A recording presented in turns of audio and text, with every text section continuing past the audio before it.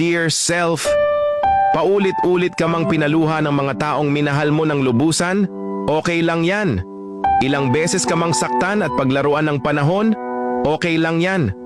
Lokohin ka man ng mga taong sobra mong pinagkatiwalaan, pero palagi mong tandaan na may isang taong yayakap sa'yo at iparamdamdam na mahalaga ka, na kamahal-mahal ka, at higit sa lahat na deserve mo ang protektahan at ingatan.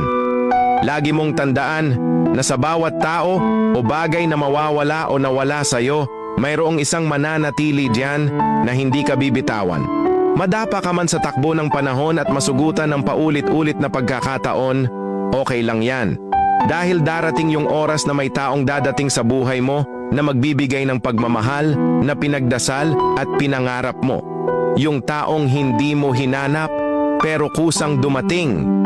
Yung taong yayakap sa'yo kapag malungkot ka. Yung taong pupunasan ang iyong mga luha tuwing umiiyak ka. Yung taong kasama mong bubuo ng mga pangarap niyong dalawa at sasamahan ka hanggang dulo. Deserve mo ang mahalin at maging masaya.